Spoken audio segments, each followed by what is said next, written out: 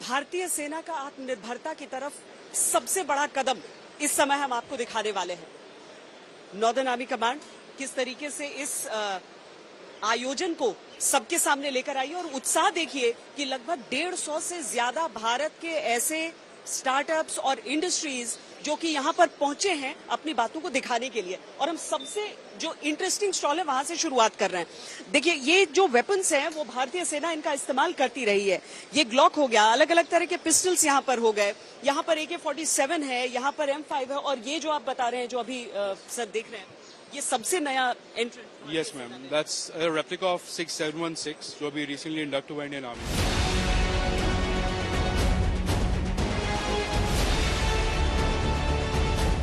कुछ इसी तरह की चीजें आपको हर जगह यहाँ पर, अगर सबसे खास चीज पूछूं यहाँ की। This is the world's most advanced AK-47 protection helmet with a 3 mm back face. Normally जितने हेलमेट्स होते हैं उनमें 20 mm बैक फेस होता है, बिकॉज आपके सर के ऊपर more than 3 mm back face में the damage will happen, the guy will die. इसको नॉर्मल शब्दों में अगर बैक फेस समझाएं। बैक फेस का मतलब होता है कि जब गोली लगती है और अंदर बल्ज बनता है, बिकॉज गोली आके यहाँ रुकेगी, bulge will happen because your head is very next to it, so you will die because of the bulge. So the bulge is maximum allowed is 3 mm. दूसरा है because the head is on your neck and it's moving. तो आपका जो sir है it cannot take more than 25 joules of energy because 2000 से ज्यादा joule होते हैं जब AK फायर होती है 10 मीटर से। It comes and makes an impact. तो 25 जूल से ऊपर ट्रांसफर नहीं होना चाहिए सर के ऊपर। So this helmet will not transfer that and this is the only helmet and more than 1 lakh helmet की requirement इस टाइम इंडियन आर्मी में आ रही है and lot of casualties every year happens because the reason is whatever is in service is obsolete. This is 2.7 kilos but when special forces are going and engaging they need something like this but presently they are not equipped with something like this. Special forces के लिए एक तरह से एक game changer भी आप इसके समझ सकते हैं।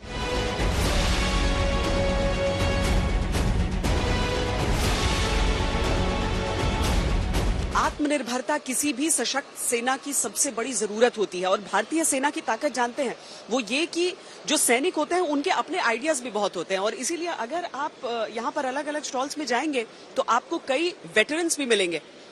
सब वेटरन भी आप जरूरत समझते थे और इसीलिए ये एक चीज यहाँ पर किस जरूरत को देखते हुए आपने जब हमारा एक सोल्जर जब ऑपरेशंस में जाता है तो उसको बहुत सारी बैटरीज कैरी करनी पड़ती है two power is communication surveillance equipments.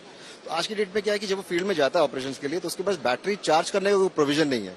उससे क्या होता है उसको अपना ऑपरेशन कम करना पड़ता है या उसको रिड्यूस करके वापस आना पड़ता है। यहाँ पर क्या लेके जा सकते हैं? तो यहाँ पे ये हमारा एक मैन पोर्टेबल मोबाइल चार्जर है, पोर्टेबल पावर जनरेटिंग सिस्टम है।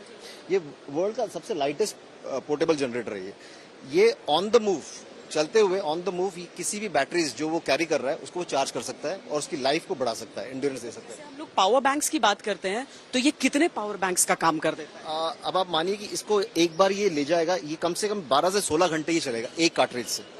अगर ये इतने इससे और कार्ट्रिज ऐड कर लेता अपने पास 5-6 कार्ट्रिजेस, समझ लीजिए आप ये इसको 3-4 दिन तक आराम से अपना पावर लेता रहेगा ये।